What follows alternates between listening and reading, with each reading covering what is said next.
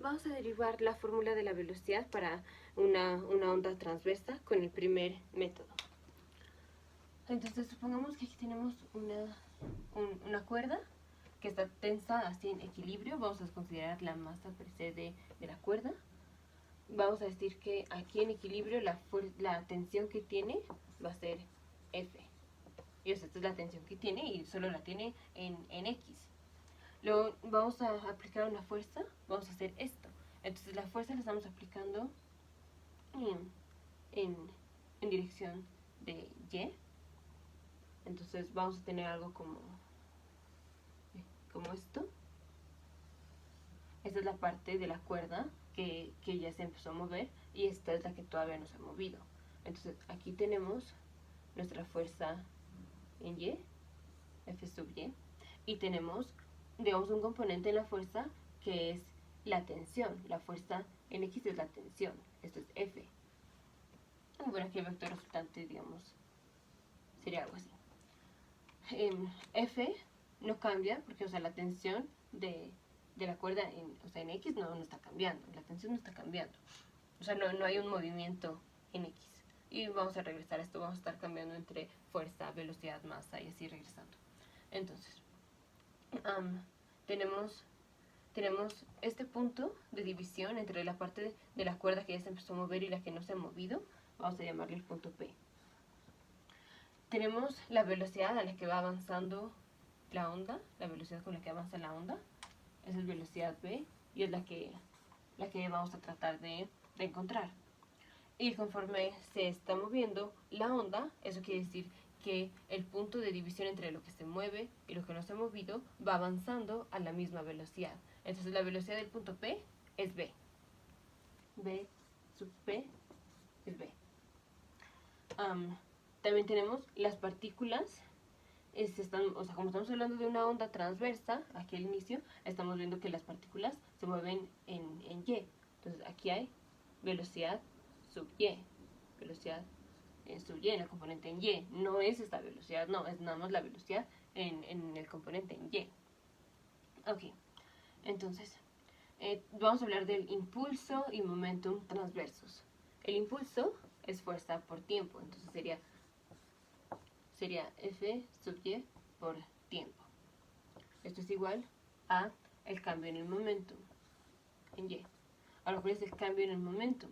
Sería masa por velocidad en Y. La velocidad en Y es constante, entonces lo que hace el cambio del momentum va a ser el cambio en la masa. Vamos a decir que la masa por unidad de largo es μ. Entonces μ es igual a la masa por unidad de largo.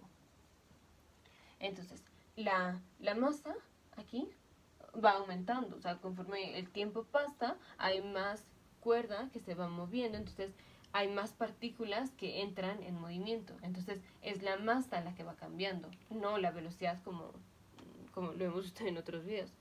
Entonces, la masa va a ser igual a la masa por unidad de largo por el largo. Esto es lo que vamos a tener de masa total en movimiento. Entonces, aquí tenemos la distancia que avanzó del punto P en el tiempo t. Aquí estamos en el tiempo t. Esta distancia que avanzó es, si la velocidad de P es v, entonces esta distancia que avanza en el tiempo t es v por t. Recordemos velocidad igual a distancia entre tiempo. Quiero saber la distancia, entonces velocidad por tiempo. Esto es v sub t. Entonces, la masa es la velocidad por el tiempo por... es μ, que es la unidad de... es masa por unidad de largo por el largo, que es velocidad por tiempo. Y aquí lo único que cambia es el tiempo. Entonces la masa aumenta conforme el tiempo aumenta. Entonces tenemos que nuestro cambio en el momentum transverso es igual a μ por la velocidad por el tiempo por la velocidad de las partículas, o sea, por la velocidad en y. Ok, este lo vamos a dejar por un lado. Del otro lado vamos a ver la fuerza. Digamos, el componente resultante, la magnitud de este componente es la raíz de la fuerza a cuadrado, o sea, de la tensión al cuadrado, más la fuerza en y al cuadrado. Este es el componente de la magnitud, y si vemos, o sea, ciertamente es mayor a que si nada más fuera la tensión. Esto quiere decir que conforme el tiempo va pasando, nuestra cuerda se va tensando más. Entonces, conforme el tiempo pasa, uno, la tensión de la cuerda aumenta, y segundo, la masa en movimiento va aumentando, porque la velocidad es constante. Si vemos este triángulo es similar a este, o sea, los ángulos son iguales. Entonces la proporción de los componentes o de los catetos en y entre x van a ser iguales. Aquí tengo F sobre y, F que es la tensión en x, es igual a estos componentes. Este componente es la distancia que avanzaron las partículas en el tiempo t, y es, o sea, la distancia que avanzan, y es distancia que avanzan nada más en y. Entonces aquí va a ser velocidad en y por el tiempo. Este es el componente en y de este triángulo, y el componente en x es lo que avanzó el punto P, es bt. Ok, si queremos despejar la fuerza en y, entonces tenemos la fuerza en y es igual a la tensión de la cuerda por la velocidad en y entre la velocidad, porque los tiempos se mueren. Y ahora si queremos el impulso transverso, entonces multiplicamos todo por tiempo. Y ahora vamos a igualar el impulso transverso con el momentum transverso. Entonces tenemos la fuerza por la velocidad sub y entre la velocidad por el tiempo es igual al cambio en el momentum transverso, que es la masa por unidad de largo por la velocidad de la onda por el tiempo por la velocidad en y.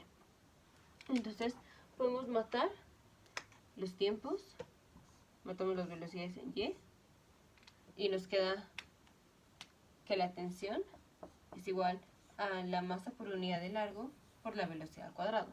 Entonces tenemos que la velocidad es igual a la raíz cuadrada de la fuerza entre la masa por unidad de largo.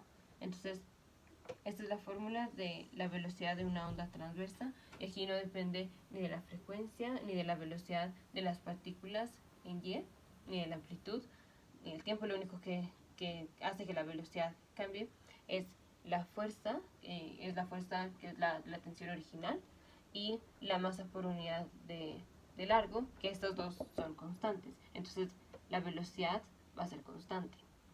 Esta velocidad es constante, entonces la velocidad es constante, la aceleración no, y lo que hace que un momento aquí cambie es como la masa va aumentando. Esto fue bueno para el momentum transverso, aplicada de igual manera, pero lo importante es que ya tenemos la velocidad de una onda transversa, y solo depende de la tensión que tenía al inicio y de qué tanta masa tenemos por unidad de largo.